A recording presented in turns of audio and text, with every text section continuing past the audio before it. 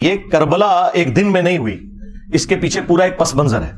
کس طرح نبی الاسلام کی وفات کے بعد آہستہ آہستہ معاملات اس لیول کے اوپر بگڑے کہ صرف 50 سال کے اندر اتنی بڑی تبدیلی آئی کہ انسانی تاریخ نے اتنا بھیانک منظر نہیں دیکھا تھا جو ہمیں کربلا میں دیکھنا پڑا، اور اس کی ہیٹ آج تک ہم محسوس کر رہے ہیں. یہ ایک دن کے اندر نہیں ہوا، معاملات آہستہ آہستہ بگڑتے چلے گئے. اہل سنت اور اہل تشیع کے اندر جو اہل علم علماء ہیں ان کے درمیان یہ چیز ایگریڈ اپون ہے. اہل سنت جو ہیں وہ سیدنا ابوبکر صدیق رضی اللہ تعالیٰ عنہ کو نبی الاسلام کا سکسیسر مانتے ہیں، اس اعتبار سے نہیں کہ نبی الاسلام نے انہیں اپنا کوئی وصی بنایا. نبی الاسلام نے اپنا وصی قرآن کو بنایا تھا. یہ ٹاپک الگ سے ہے، میری اس کے اوپر ویڈیو ہے. اس وجہ سے کہ صحابہ کرام نے چنا، اور 6 مہینے کے بعد جب سیدنا علی نے بھی بیعت کر لی، اہل تشیع کہتے ہیں کہ وہ امت کے وسیع مفاد کے اندر کی، اور اہل سنت کا موقف یہ ہے کہ نہیں، وہ جسٹیفائی تھی. بہرحال at the end of the day اس کے اوپر متفق ہے. اور پھر یہ 30 سال کے بعد جب خلافت ملوکیت میں بدلی ہے اور کس طریقے سے معاملات بگڑتے چلے گئے کہ اس کا اینڈ رزلٹ کربلا ہوئی، اس میں ہر ایک ٹاپک متقاضی ہے کہ میں اس کے اوپر گھنٹوں بول سکتا ہوں. لیکن اگر میں بولوں گا تو پھر تو یہ ساری کی ساری مجلس جو ہے یہ تو اگلی اتوار تک بھی نہیں ختم ہونی. اس لیے میں نے بس چند ایک باتیں آپ کے سامنے رکھی ہیں تاکہ آپ کا دماغ کھلے کہ ہم نے اس پلیٹ فارم کے ذریعے یہ حق کی آواز کیوں بلند کی ہے. اس لیے کہ یہ پلیٹ فارم غدیر خم کے اوپر کھڑا ہے. غدیر خم کے موقع پر نبی الاسلام نے قرآن اور اہل البیت دونوں چھوڑے تھے. اس لیے آپ دیکھتے ہیں کہ ہمارے پلیٹ فارم سے قرآن کی توحید کے اوپر 0 ٹالرنس ہے، اسی طریقے سے اہل البیت کے دفاع کے اوپر بھی 0 ٹالرنس ہے بالکل. اور جب لوگوں کے پاس جواب ختم ہو گئے ہیں تو لوگ اب قرآن و حدیث کی منکر ہونا شروع ہو گئے ہیں. وہ لوگ جو کل تک دوسرے لوگوں کو کہتے تھے کہ جب قرآن و حدیث میں یہ بات لکھی ہوئی ہے تو ہم کیوں نہ مانیں، کیوں نہ بیان کریں، آج ان کے فرقوں کے خلاف جب باتیں قرآن سے، بخاری سے، مسلم سے نکلی ہیں تو منہ چھپاتے پھر رہے ہیں. اب اس غم کو تو ہم تو نہیں دور کر سکتے. یہ تو ہو نہیں سکتا کہ آپ بخاری اور مسلم سے رفع الیدین کی حدیثیں پیش کریں اور حدیث عمارہ آپ کے گلے میں پھنس جائے. ٹھیک ہے، آپ کے گلے میں تو پھنسے گی نا، ہمارے گلے میں کوئی چیز پھنسے نا تو اس کو نکالنے کے لیے یہ ہم نے 2812 رکھی ہوئی ہے. یہ میں نے اپنی بوٹل کے اوپر لکھ کے لگایا ہوا ہے 2812. تو یہ بخاری کی حدیث جو مسلم میں بھی موجود ہے، تقتلہ الفئۃ الباغیہ یدعوہم الی اللہ ویدعونہ الی النار. افسوس ہے عمار، تجھے ایک باغی جماعت قتل کرے گی، تو انہیں اللہ اور جنت کی طرف بلائے گا اور وہ جماعت تجھے جہنم کی طرف بلائے گی. اب یہ اتنے سخت الفاظ تھے اور ان کے لیے ہضم کرنے مشکل ہو گئے، کیونکہ انہیں فکر لگی کہ پھر لوگ ہم سے پوچھیں گے کہ کس رضی اللہ عنہ نے، کس رضی اللہ عنہ کو خوش کرنے کے لیے عمار رضی اللہ عنہ کو قتل کیا. تو انہوں نے بجائے مقتولین کے ساتھ کھڑے ہوتے، یہ قاتلوں کے ناموں کے نعرے لگانا شروع ہو گئے، ان کے نام کی کانفرنسز کرنا شروع ہو گئے.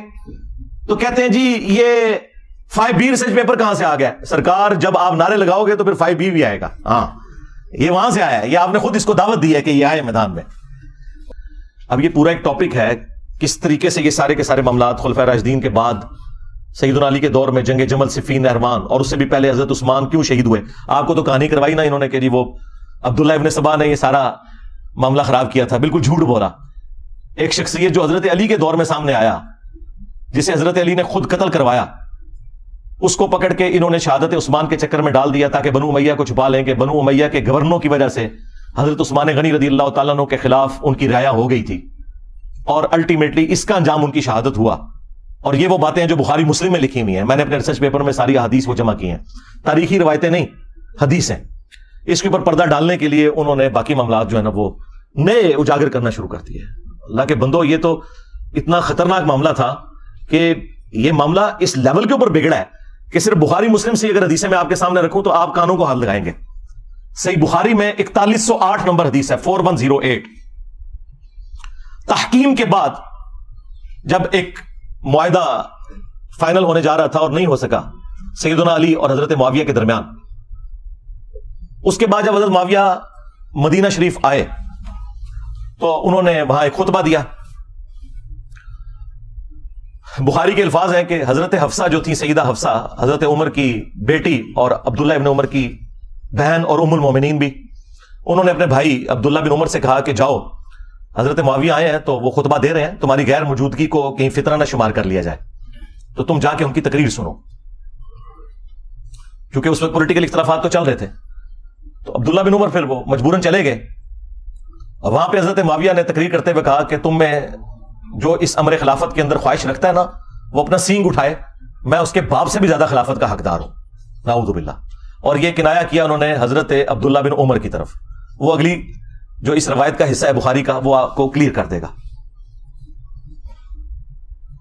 اب یہ اتنا بڑا جملہ تھا. اب مجھے بتائیں کہ عبداللہ بن عمر کا باپ وہ ہے کہ جن کی وجہ سے رومن امپائر گری ہے اور شام مسلمانوں کے پاس آیا, اور اس شام میں بیٹھا ہوا ایک شخص امیر شام, وہ اسی کے بیٹے کو کہہ رہا ہے کہ میں تجھ سے اور تیرے باپ سے زیادہ خلافت کا حقدار ہوں.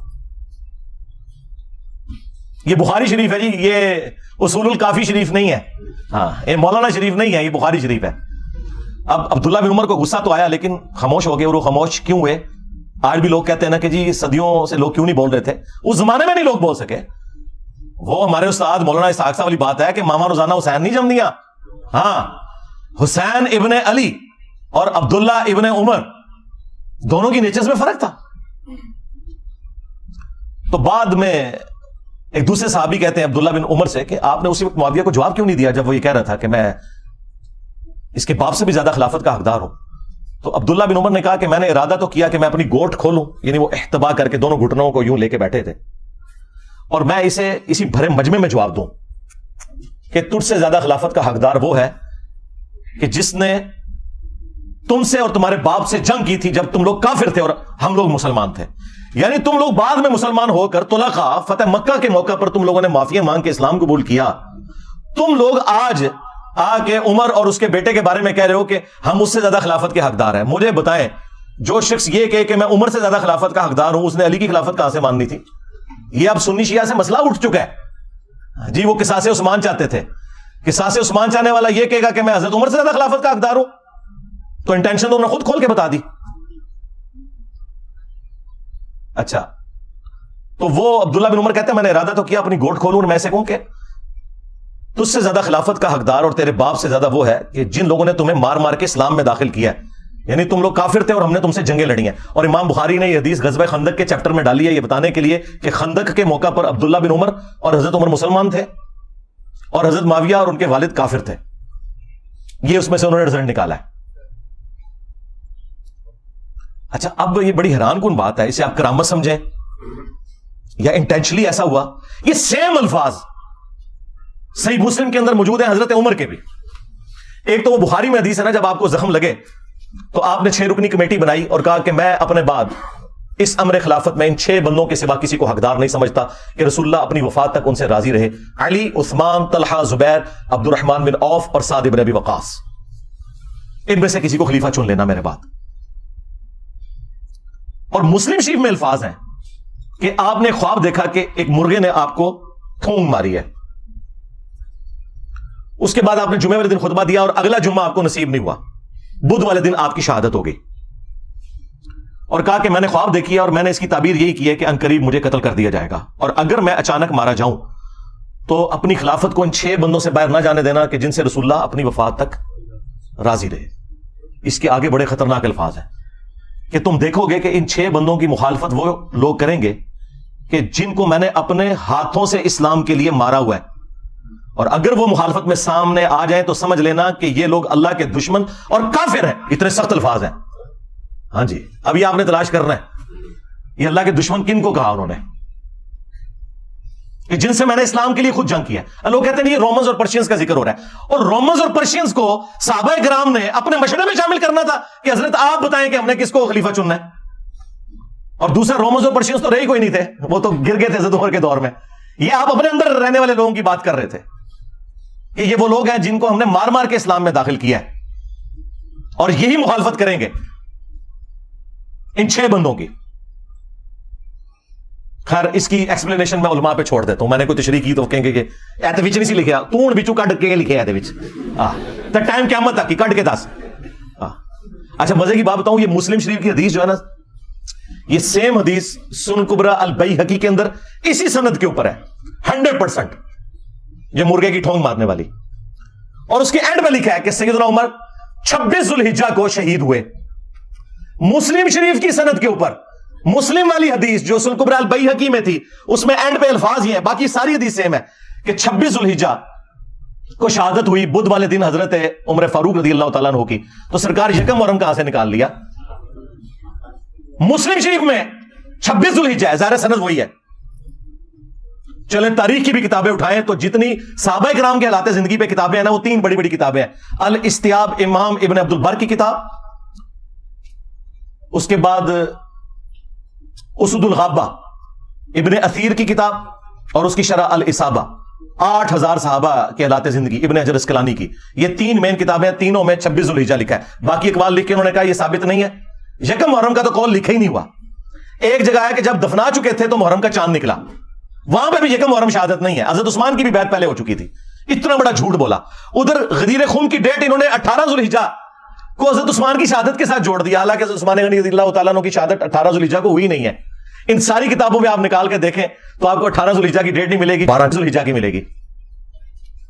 ہر معاملے میں جہاں جہاں مولوی گھس سکتا تھا نا، اس نے گھسنے کی کوشش کی ہے، اور میں نے الحمدللہ مسلم شریف سے مولانا شریف کو باہر نکالا ہے۔ جیسے وہ جب تک آپ کتے کو باہر نہیں نا نکالتے کنویں سے، تو ڈول نکالنے سے وہ پاک نہیں ہوتا، تو یہ مسلم شریف میں الفاظ تھے کہ حضرت عمر نے کہا یہ 6 بندے ایسے ہیں کہ ان کی مخالفت وہ لوگ کریں گے جن کو میں نے اسلام کی خاطر مارا ہوا ہے۔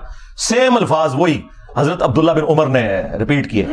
حدیث ختم نہیں ہوئی بخاری کی، آگے الفاظ ہیں کہ عبداللہ بن عمر کہتے ہیں کہ میں نے ارادہ تو کیا تھا کہ یہ ساری باتیں کروں، تو پھر مجھے جنت کی نعمتیں یاد آ گئیں اور میں نے انہی پر اکتفا کر لیا، اور پھر میں خون ریزی اور فتنے کے ڈر سے خاموش ہو کر اپنے معاملات کو میں نے اسی کے اوپر اکتفا کر لیا۔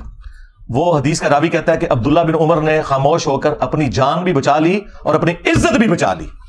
ایک ماموں نے دوسرے ماموں سے اپنی جان اور عزت بچائی۔ ابھی عبداللہ بن عمر بھی تو ماموں ہے نا، جب انہوں نے رشتے اس طرح کے نکالے ہوئے ہیں تو عبداللہ بن عمر ماموں نہیں ہے، وہ خال المومنین نہیں ہے۔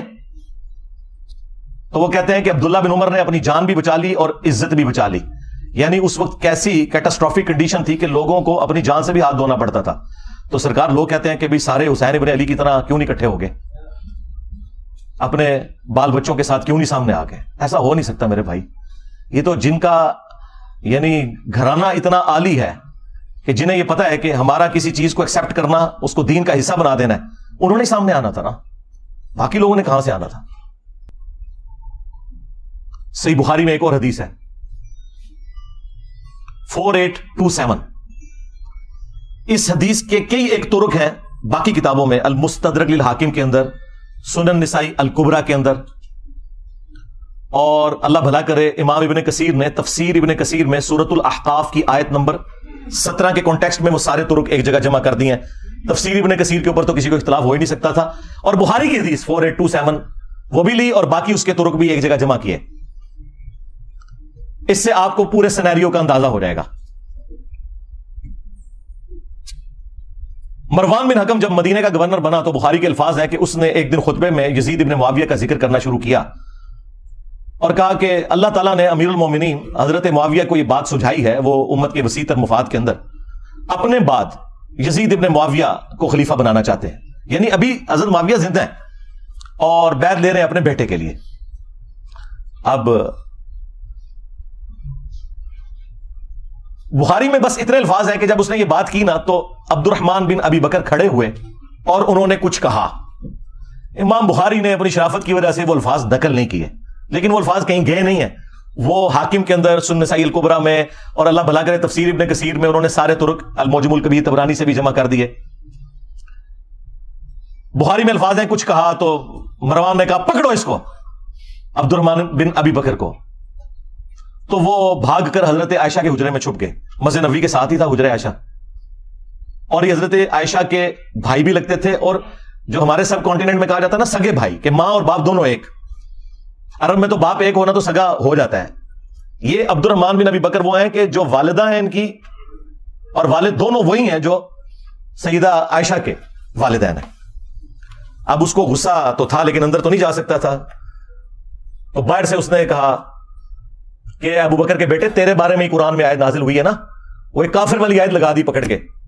توبہ توبہ، یہ ہیں آل امیہ کی چاکری کرنے والے لوگ، کہ تیرے بارے میں آیت نازل ہوئی تھی نا کہ یہ کہتا ہے کہ اپنے ماں باپ کو کہتا ہے کہ تم لوگ جو مجھے یہ کہتے ہو کہ مرنے کے بعد دوبارہ زندہ کیا جاؤں گا، تو یہ اگلے لوگوں کی کہانی ہے، یہ قرآن کو جو اگلے لوگوں کی کہانیاں کہتا تھا نا ابو بکر کے بیٹے تو ہے وہ۔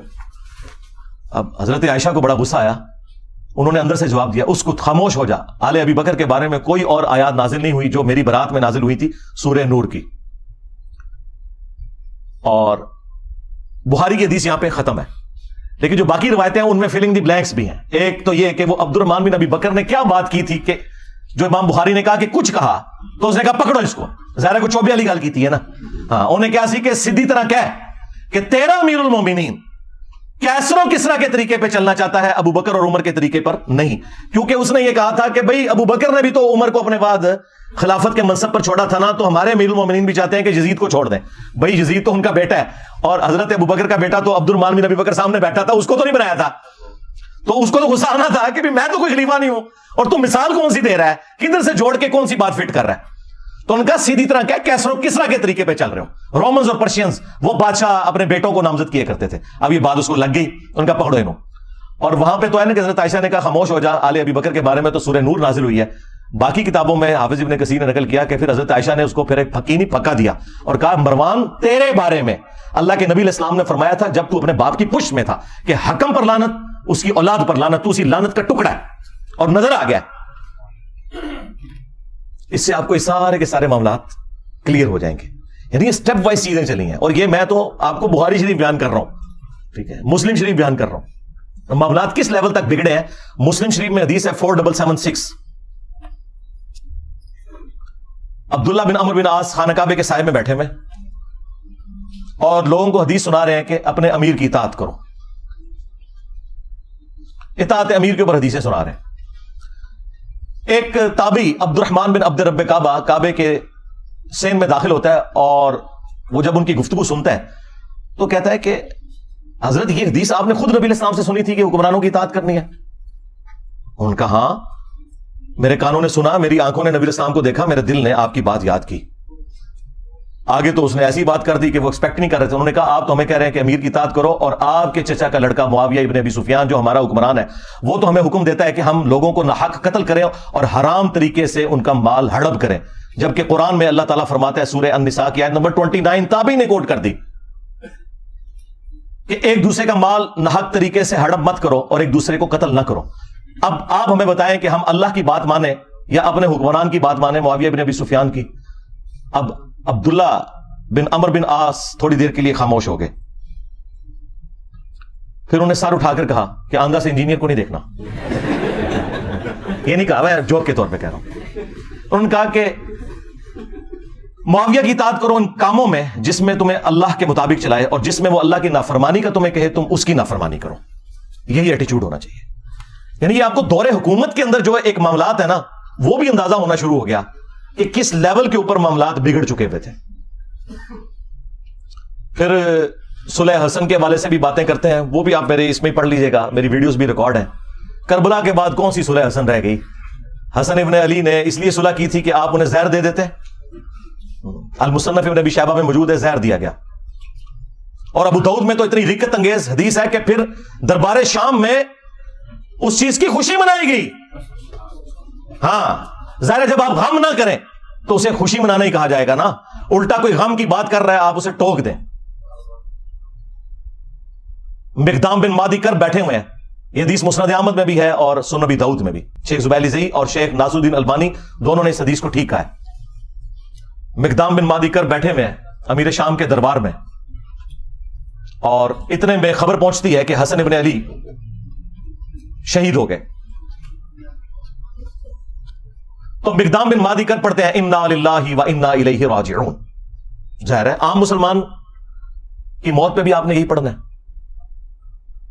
تو اب امام داؤد نے کہا کہ قال رجل، ایک مرد نے کہا. وہ کس مرد نے کہا؟ وہ مسند احمد میں ہے. قال معاویہ، معاویہ نے کہا تم حسن کے مرنے کو مصیبت سمجھتے ہو؟ اللہ اکبر. جب شاہ صاحب یہ بات کر رہے ہو تو شاہ کے وفادار تو ایک ہاتھ آگے جائیں گے. وہاں ایک چمچا بیٹھا تھا امیر شام کا، اس نے کہا حسن تو ایک آگ کا انگارہ تھا جسے اللہ نے بجھا دیا. نعوذ باللہ. اس جملے کا مطلب آپ سمجھتے ہیں کیا ہے؟ یعنی حسن کے ساتھ ظاہر ہے یہ ایک پیس ٹریٹی اور صلح حسن ہوئی ہوئی تھی، کچھ شرائط تھیں. تو آگ کا انگارہ اس لیے تھا کہ کسی بھی وقت ان شرائط کے ٹوٹنے کے اوپر حسن قیام کر سکتے ہیں، جو ان سے ہم نے وعدہ خلافیاں بھی کی ہیں اتنی زیادہ، سوائے ایک خمس ملتا تھا، باقی تو کوئی بھی شرط پہ عمل نہیں ہوا. تو حسن آگ کا ایک انگارہ تھا جسے اللہ نے بجھا دیا. اب یہ بات حضرت مقدام بن مادی کرب نے جب سنی تو انہیں تو لگ گئی آگ. انہوں نے کہا کہ معاویہ تم نے مجھ سے ایسی بات کی ہے جس سے مجھے تکلیف ہوئی ہے، اللہ کی قسم میں اس وقت تک یہاں سے نہیں اٹھوں گا جب تک تمہیں بھی اسی طرح تکلیف نہ دوں. اور معاویہ اگر میں سچ بولوں تو میری تصدیق کرنا، اور اگر جھوٹ بولوں تو کہہ دینا کہ میں جھوٹ بول رہا ہوں. پھر انہوں نے کہا کہ اے معاویہ کیا اللہ کے نبی علیہ السلام نے یہ نہیں فرمایا تھا کہ چیتوں اور درندوں کی کھالیں ان کو پہننے ان کو اوڑھنے سے کیا اللہ کے نبی علیہ السلام نے منع نہیں فرمایا تھا؟ کیا اللہ کے نبی صلی اللہ علیہ وآلہ وسلم نے سونے چاندی کے جو برتن ہیں ان کو استعمال کرنے سے منع نہیں فرمایا تھا؟ اب وہ جو حرمت والی چیزیں وہ گنواتے چلے گئے اور حضرت معاویہ تصدیق کرتے چلے گئے، اور اینڈ پہ پتا انہوں نے کیا بولا؟ انہوں نے کہا یہ سارے حرام کام تیرے گھر میں ہو رہے ہیں. ٹھیک ہے، یعنی تیرے اپنے گھر کی حالت یہ ہے اور تو حسن بن علی کے بارے میں بات کر رہا ہے. اور پھر انہوں نے ایک جملہ بولا کہ میں حسن کی موت کو مصیبت کیوں نہ جانوں کہ اللہ کے نبی علیہ السلام اپنے زانوں پر ایک طرف حسن ابن علی کو بٹھاتے تھے، دوسری طرف حسین ابن علی کو، اور کہتے تھے حسن مجھ سے ہے، حسین علی سے ہے. اب یہ ساری کی ساری عزت افزائی انورٹڈ کاماز میں جب کروائی امیر شام نے تو انہوں نے کہا مقدام مجھے پتا تھا میں باتوں میں تم سے نہیں جیت سکتا. اور پھر انہوں نے کہا کہ لاؤ مال و دولت مقدام کو بھی دو، ان کے ساتھیوں کو بھی دو. تو مقدام کو جو انہوں نے گفٹ دیے وہ وہی انہوں نے غریب لوگوں میں ادھر ہی تقسیم کر دیے. بعد میں پھر امیر شام نے پوچھا کہ وہ گفٹس کا کیا بنا، تو انہوں نے کہا کہ مقدام نے تو سب کچھ یہیں پہ تقسیم کر دیا. تو انہوں نے پھر ان کی تعریف کی کہ ہاں مقدام تو پھر مقدام ہے نا. یعنی وہی جو حکمرانی کی مجبوریاں ہیں جڑی ہوئی وہ مجبور کرتی ہیں. کہاں بنو عباس نے شیعان علی کو استعمال کیا بنو امیہ کو الٹنے کے لیے، اور جب حاکم بنے تو بنو امیہ سے بھی زیادہ مظالم کرنے شروع کر دیے. کیوں؟ یہ بس ایک کرسی کا تقاضا تھا، یہ جس کے نیچے جاتی ہے نا اس کے اندر وہ ساری خرابیاں پیدا ہونا شروع ہو جاتی ہیں. اور ادھر مجھے کریٹیکل ایک بات یاد آ گئی. اکثر آپ لوگ سنتے ہوں گے کہ جی وہ انجینئر صاحب خام خواہ الزامات لگاتے ہیں کہ بنو امیہ کے ممبروں سے سب و شتم ہوتا تھا. میں نے تو کافی ان کو روایتیں دکھائی ہیں، اس میں بھی کافی ساری، میری ویڈیو بھی ریکارڈ ہے. ایک مسلم کی حدیث جو بخاری میں موجود ہے وہ سارے کے سارے پول کو کھول دیتی ہے ان کی، کہ آل مروان میں سے ایک بندہ مدینے کا گورنر بنا اور اس نے شیعان علی میں سے سہل ابن سعد الساعدی کو بلایا ممبر پر اور کہا کہ آپ حضرت علی رضی اللہ تعالیٰ عنہ کے اوپر سب کرو. اور جب انہوں نے انکار کیا تو کہا کہ چلو تم یوں کہہ لو لعن اللہ ابو تراب، نعوذ باللہ، ابو تراب پر لعنت ہو، نعوذ باللہ. یہ بنو امیہ ابو تراب نام کو نا حقارت کے طور پر مٹی والا. تو حضرت سہل ابن سعد نے کہا لگایا، انہوں نے کہا کہ علی تو اسلام سے بڑے خوش ہوتے تھے، یہ تو نبی علیہ السلام نے ان کی کنیت ابو تراب رکھی ہوئی تھی. تو وہاں پہ الفاظ ہے لعن اللہ ابو تراب، یعنی ابو تراب کہنا اور لعنت کے ساتھ. یہ کہتے ہیں سب کا مطلب تنقید ہے، تو امام مسلم نے سب کا ترجمہ خود کر دیا ہوا ہے یہ بتا کے یہ لعن اللہ ابو تراب کہتے تھے. اب آ جائے وہ حدیث 6220 امیر شام کے دربار میں حضرت سعد ابن ابی وقاص کو امیر شام کہتے ہیں کہ تجھے کون سی چیز روکتی ہے؟ الفاظ امر معاویہ، معاویہ نے حکم دیا. تو سعد ابن ابی وقاص نے کہا کہ میں کبھی بھی علی کے اوپر سب یعنی کہ لعنت نہیں کروں گا، کیونکہ دوسری حدیث میں لعنت کے الفاظ موجود ہیں. تو انہوں نے کہا تمہیں کون سی چیز روکتی ہے کہ تم ابو تراب کے اوپر سب نہیں کر رہے؟ ابو تراب. اور یہ وابیوں کا جو ابا ہے نا ابن تیمیہ، اس نے اس روایت کو منہاج السنہ میں کوٹ کیا ہے اور اس نے خود مانا ہے، اس نے فلنگ دی بلینکس کیا ہے کہ ماموں نے حکم دیا تھا سب کروانے کا. ان کا ابا مان کے کیا؟ اب یہ پتہ نہیں کیوں نہیں اپنے ابے کو مانتے، مسلم شیعہ میں لکھا ہوا تھا. تو حضرت سعد نے کہا کہ میں نے 3 باتیں علی کے بارے میں ایسی سنی ہے کہ مجھے ایک بھی مل جاتی نہ سرخ اونٹوں سے بہتر تھا. سن معاویہ، غزوہ تبوک کے موقع پر نبی علیہ السلام نے عورتوں اور بچوں پر اپنا جانشین چھوڑا مولا علی کو، اور یہ پہلا اور آخری موقع تھا کہ کسی جنگ میں مولا علی شریک نہیں ہو رہے تھے. تو ظاہر ہے وہ افسردہ تھے، رو پڑے. نبی علیہ السلام نے ان کی دلجوئی کے لیے فرمایا کہ اے علی کیا تو اس بات پہ راضی نہیں کہ تیری میرے ساتھ وہی نسبت ہے جو ہارون کی موسیٰ کے ساتھ، مگر میرے بعد کوئی نبی نہیں. اس کا مطلب آپ کو پتا ہے کیا؟ 2 مطلب. قرآن میں حضرت موسیٰ علیہ السلام کے سب سے قریبی ساتھی کون تھے؟ ان کے بھائی ہارون، اور وہ پیغمبر بھی ہوئے. اس اعتبار سے نبی علیہ السلام کا سب سے قریبی ساتھی کون ہوا؟ سیدنا علی. لیکن چونکہ ختم نبوت ہے اس لیے وہ نبی نہیں ہے, امتی نبی بھی نہیں ہے. تو اگر مولا علی امتی نبی نہیں ہے تو غلام احمد قادیانی دجال تھے, شاید کوئی نہیں. یہ حدیث ختم نبوت کے اوپر بھی پیرا دے رہی ہے, صرف مولا علی کی شان بیان نہیں ہو رہی, ختم نبوت میں بھی پیرا دینے والی حدیث ہے. سن معاویہ, دوسرا موقع خیبر کا. نبی علیہ السلام نے فرمایا کل میں اس شخص کے ہاتھ میں جھنڈا دوں گا جو اللہ اور اس کے رسول سے محبت کرتا ہے اور اللہ اور اس کا رسول اس سے محبت کرتے ہیں. ہم پوری رات ایڑیاں اٹھا کے دیکھتے رہے کہ وہ خوش نصیب کون ہے. بلکہ مسلم میں تو الفاظ ہیں, حضرت عمر کہتے ہیں مجھے پوری زندگی اس بات پہ رشک رہے گا علی کے اوپر کہ وہ جھنڈا مجھے کیوں نہیں ملا, علی کو مل گیا. اس سے پہلے مجھے کبھی خواہش نہیں پیدا ہوئی تھی. صبح نبی علیہ السلام نے حضرت علی کو بلایا, ان کو آشوب چشم تھا, اپنی مبارک لعاب دہن ان کی آنکھوں پہ لگائی, شفا ہو گئی, اور پھر انہیں روانہ کیا اور خیبر میں فتح ہوئی. اور تیسرا موقع جب نجران کے کرسچنز آئے نبی علیہ السلام کی بارگاہ میں, سب دلائل سامنے رکھ دیے, پھر بھی وہ ہٹ درمی پر اترے, تو آیت مباہلہ نازل ہوئی, ندعو ابناءنا ابناءکم ونساءنا ونساءکم وانفسنا وانفسکم ثم نبتہل فنجعل لعنت اللہ علی الکاذبین. نبی ان سے کہو اپنے بیٹوں کو لے آؤ, ہم بھی اپنے بیٹوں کو لے آتے ہیں, تم بھی اپنی عورتوں کو لے آؤ, ہم بھی اپنی عورتوں کو لے آتے ہیں, تم خود آ جاؤ, ہم خود آ جاتے ہیں, اور پھر اوپن میدان میں اللہ کے حضور دعا کرتے ہیں کہ جھوٹوں پہ اللہ کی لعنت ہو. اور نبی علیہ السلام نکلے مولا علی, حسن, حسین اور فاطمہ کو لے کر. حالانکہ آپ کی 9 بیویاں تھیں, ان کو نہیں لے کر آئے, وہ بھی اہل البیت ہے, لیکن یہ اسپیشل پروٹوکول. اور کہا اللہم ہؤلاء اہل بیتی, اے اللہ یہ میرے اہل البیت ہیں. یہ 3 فضائل دربار شام میں بیان کیے حضرت سعد ابن ابی وقاص نے, اس بات کی دلیل پر کہ میں مولا علی پہ کبھی بھی سب و شتم نہیں کروں گا. امام نووی جو ہے نا اہل سنت میں, اس کی آخری کوشش ہوتی ہے کسی طریقے سے نا بنو امیہ کے اوپر پردہ ڈالے. یہاں اس نے پتہ کیا پردہ ڈالنے کی کوشش کی, اس نے کہا کہ وہ اصل میں میر شام یہ کہہ رہے تھے کہ مجھے کوئی علی کے فضائل سناؤ کیونکہ یہ لوگ گالیاں دیتے ہیں, میں ان کو قائل کروں.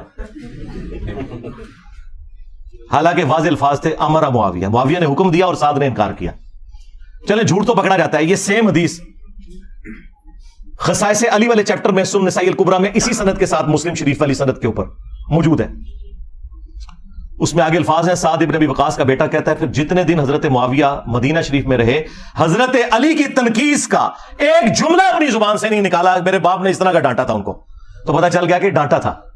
بلکہ اسی کتاب میں خصائص علی والا جو چیپٹر ہے سنن نسائی الکبریٰ کا, سعد ابن ابی وقاص کہتے ہیں کہ اگر یہ لوگ بنو امیہ کے لوگ میرے سر کے درمیان آرا رکھ دیں اور مجھے یہ کہیں کہ تیرے 2 ٹکڑے کر دیے جائیں گے, تو علی کے بارے میں کوئی غلط جملہ اپنی زبان سے نکال تو میں اپنے 2 ٹکڑے کروا لوں گا. میں علی کے بارے میں ایک جملہ بھی ایسا نہیں بولوں گا ان کی تنقیص کا جو کچھ میں نے رسول اللہ سے اپنے کانوں سے علی کی شان میں سن رکھا ہے. صلو علی محمد وآل محمد, اللہم صلی علی محمد وعلی آل محمد واصحاب محمد وازواج محمد اجمعین الی یوم الدین. مسند احمد میں ایک حدیث ہے, مولا علی علیہ السلام کہتے ہیں کہ ایک دن میں رسول اللہ کی خدمت میں حاضر ہوا اور میں نے دیکھا کہ آپ نے حسین ابن علی کو اٹھایا ہوا ہے اور زاروں کی تار آپ کی آنکھوں سے آنسو رواں ہے. تو میں نے کہا یا رسول اللہ میرے ماں باپ آپ پر قربان, آپ کو کس نے غمگین کر دیا؟ بلکہ حدیث جو سٹارٹ ہوتی ہے نا کہ نینوا نامی ایک مقام تھا, جنگ صفین پر جاتے ہوئے مولا علی علیہ السلام اپنی سواری پر یہ کہہ رہے ہیں اصبر یا ابا عبداللہ, اے ابو عبداللہ صبر کرنا. تو ساتھی کہتے ہیں کہ حضرت یہ آپ کس سے باتیں کر رہے ہیں؟ تو انہوں نے کہا کہ مجھے ایک حدیث یاد آ گئی, اسی مقام کے بارے میں نبی علیہ السلام نے فرمایا تھا جب میں آپ کی خدمت میں حاضر ہوا اور آپ نے حسین ابن علی کو اپنی گود میں اٹھایا ہوا ہے اور آنکھوں سے زاروں کی تار آنسو رواں ہے. میں نے کہا یا رسول اللہ میرے ماں باپ آپ پر قربان, آپ کو کس نے غمگین کر دیا؟ تو نبی علیہ السلام نے کہا کہ ابھی ابھی جبرائیل علیہ السلام میرے پاس آئے تھے اور کہا کہ آپ اس بچے سے اتنی محبت کرتے ہیں اور اس بچے کو دریائے فرات کے کنارے پیاسا شہید کر دیا جائے گا. اور میری خواہش پر انہوں نے یوں ہاتھ مار کر کربلا کی وہ جو سرخ مٹی ہے وہ بھی مجھے دکھائی. اس کی وجہ سے میں غمگین ہو گیا اور میری آنکھوں سے آنسو رواں ہو گیا.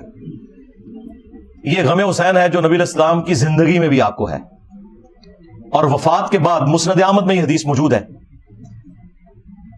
ابن عباس کہتے ہیں کہ ایک دوپہر کو میں نے نبی علیہ السلام کو خواب میں دیکھا, پرانگدہ حالت ہے, بال بکھرے ہوئے ہیں, ہاتھ میں خون کی ایک شیشی اٹھائی ہوئی ہے, اور میں نے کہا یا رسول اللہ میرے ماں باپ آپ پر قربان, آپ کی حالت کس نے کر دی؟ آپ نے فرمایا کہ میں صبح سے حسین اور اس کے ساتھیوں کا خون جمع کر رہا ہوں. یعنی ایک تمثیل کے طور پر دکھایا گیا نبی الاسلام کو خواب میں. وہ کہتے ہیں میں گھبرا کر اٹھا اور میں نے وہ دن اور تاریخ نوٹ کر لی, اور بعد میں چونکہ اس زمانے میں تو کمیونیکیشن اتنی فاسٹ نہیں تھی, پتا چلا کہ اسی دن یعنی 10 محرم کو عاشورہ کے دن 61 ہجری کے اندر حسین ابن علی کو اور ان کے ساتھیوں کو شہید کیا گیا کربلا کے اندر. اب یہ حدیث مسند احمد کی اس پر گواہ ہے کہ نبی الاسلام اپنی وفات کے بعد بھی اللہ کی جنتوں میں غمگین ہے اس بات پر کہ حسین ابن علی کو شہید کیا گیا. بلکہ انڈیا پاکستان میں جو وہابی فرقے کے لوگ ہیں, دیوبندی اور اہل حدیث, ان کے جو بڑے بزرگ ہیں اسماعیل دہلوی, انہوں نے اسی حدیث کو نقل کر کے ساتھ لکھا ہے یزید پلید. اب یہ آج کل کے یزید کے جو وفادار ہیں, یہ پلید لوگ پتہ نہیں کہاں سے آئے, ان کے بڑے تو یزید کو لکھتے یزید پلید تھے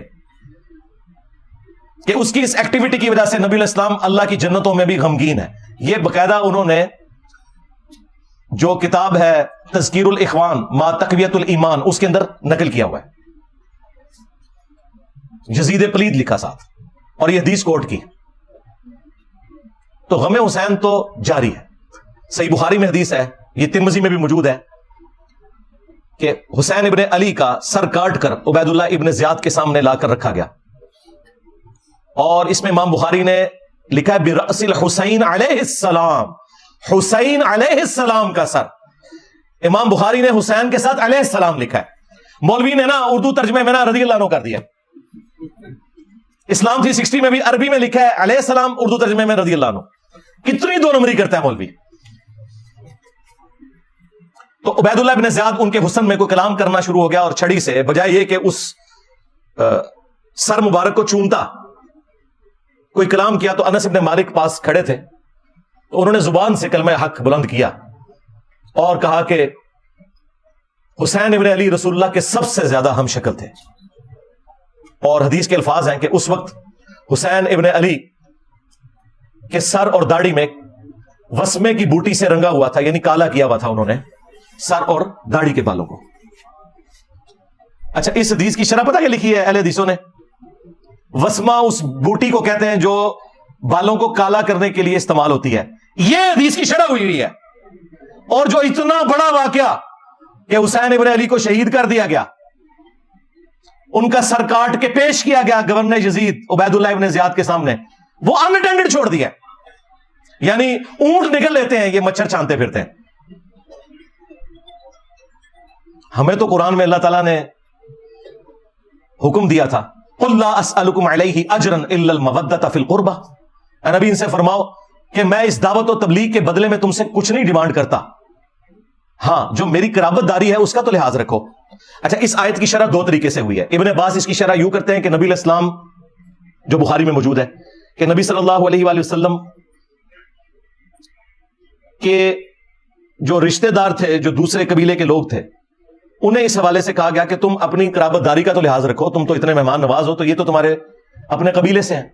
اور ایک تشریح اس کی یہ کی گئی کہ نبی علیہ السلام کی دعوت و تبلیغ کے عوض ان کے اہل البیت کے ساتھ مودت رکھی جائے. یہ عبداللہ ابن عباس کے شاگرد نے اس کی تشریح کی. ہمارے نزدیک یہ دونوں درست ہیں. جب کافروں سے کہا جا رہا ہے کہ میری رشتہ داری کا خیال رکھو, تو مسلمانوں سے تو بدرجہ اولا کہا جائے گا کہ تم میری رشتہ داری کا خیال رکھو, کیونکہ اس گھر سے سب کو دین ملا. اور اس کو سپورٹی بخاری میں سیدنا ابو بکر کا قول ہے, اور نقل کون کر رہے ہیں؟ عبداللہ ابن عمر, جن کے بارے میں بخاری میں آتا ہے کہ ان سے کسی عراقی نے مسئلہ پوچھا کہ احرام کی حالت میں مچھر یا مکھی کو مار دیں تو کیا کفارہ ہے. انہوں نے کہا کہ یہ پوچھنے والا کون ہے؟ ان کا یہ اہل عراق سے ہے. اور ظاہر عراق اس وقت شام کا صوبہ تھا. بعض لوگ کہتے ہیں عراقیوں نے مار دیا, شیعان علی نے مار دیا.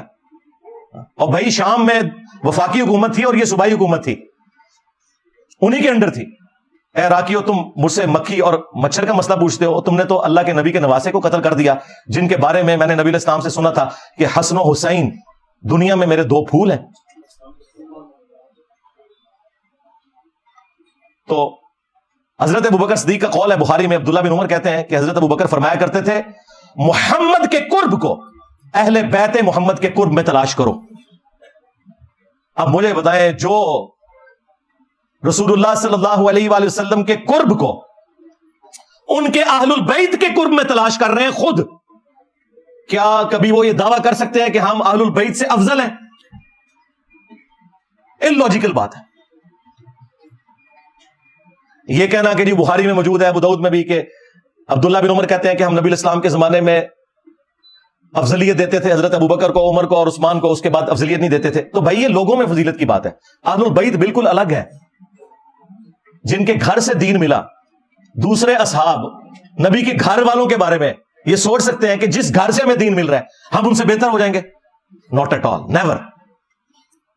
جب لوگوں میں افضلیت کی بات ہو رہی ہے تو ادر دین اہل البیت ہے علیہم السلام اجمعین. اور پھر المستدرک للحاکم میں حدیث موجود ہے, نبی الاسلام نے فرمایا اگر کوئی شخص پوری زندگی حجر اسود اور مقام ابراہیم کے درمیان نمازیں پڑھتا رہے اور روزے رکھتا رہے, اسی حالت میں مرے نیکوکاری میں, لیکن ہم اہل البیت کا بغض اس کے دل میں ہوا, تو اللہ تعالیٰ اسے ضرور جہنم کی آگ میں داخل کرے گا. وَلِعَوْذُ بِاللَّهِ تعالیٰ. یہ کہتے ہیں جی کربلا کیوں ڈسکس کرتے ہیں جی, کیا آخرت میں پوچھا جائے گا؟ جی پوچھا جائے گا. جب آپ کی جنت اور جہنم کا فیصلہ اہل البیت کی محبت پر ہو رہا ہے تو پوچھا نہیں جائے گا؟ اور آپ تو ہمیں خود ہی سنایا کرتے تھے فضائل صحابہ احمد بن حنبل کی کتاب میں, وہ روایت جہاں سے میں نے سٹارٹ لیا, اور شیعہ کے ہاں نہج البلاغہ میں, کہ حضرت علی کی محبت میں غلوب کر کے 2 فرقے جہنم میں چلے جائیں گے اور 2 گمراہ ہو جائیں گے, ایک ان کی محبت میں غلوب کر کے, ایک ان کی دشمنی میں. تو جب آپ خود جنت اور جہنم کا فیصلہ سیدنا علی اور اہل البیت کی محبت پہ کرتے تھے, اس وقت صرف اتنا ہی تھا کہ آپ نے دوسروں کو کہنا تھا رافضی اور اپنے آپ کو ناصبی ماننے سے انکار کرنا تھا. تو یہ آپ نے 2 نمبریاں کی ہیں, اس کا رزلٹ پھر اسی شکل میں نظر آنا تھا.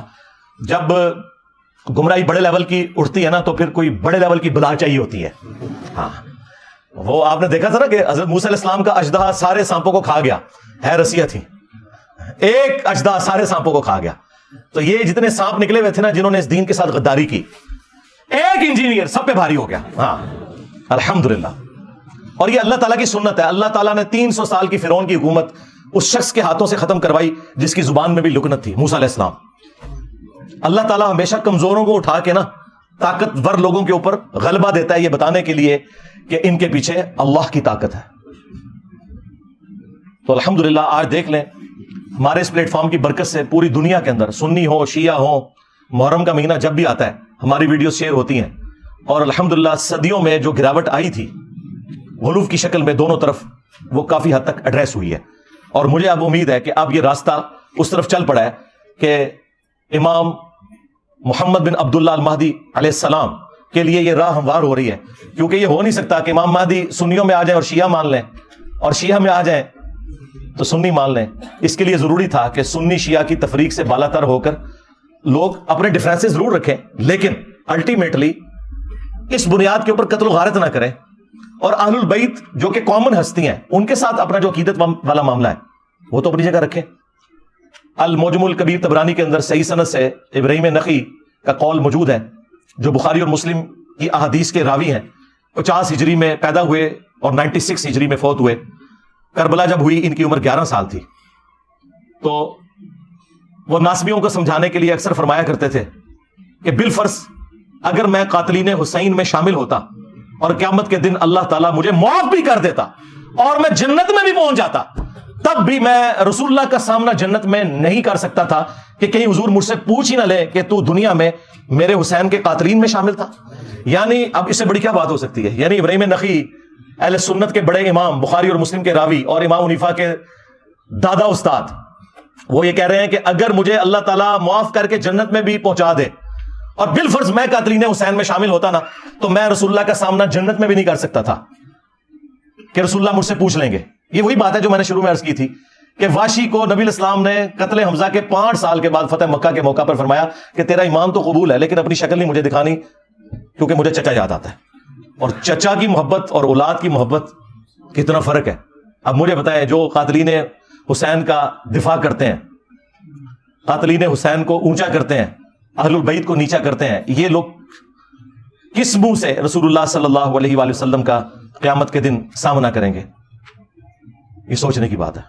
بس آج کے اس محرم کی مجلس میں 4 محرم الحرام 1445 ہجری بمطابق 23 جولائی 2023 کا یہی میسج ہے کہ ہم نہ رافضی ہیں نہ ناصبی ہیں، بلکہ ہم اہل البیت سے محبت کرنے والے ہیں۔ اللہ تعالیٰ قیامت والے دن ہمیں اپنے محبوب صلی اللہ علیہ وآلہ وسلم، ان کے اہل البیت، ان کے جانثار خلفائے راشدین اور صحابہ کرام کا ساتھ نصیب فرمائے، ان کے ساتھ محشور فرمائے۔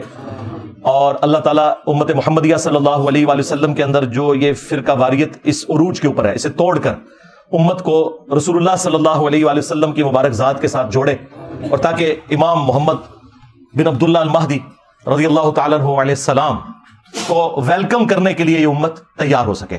صلو علی محمد و آل محمد، اللہم صلی علی محمد وعلی آل محمد واصحاب محمد وازواج محمد وامت محمد اجمعین الی یوم الدین، آمین۔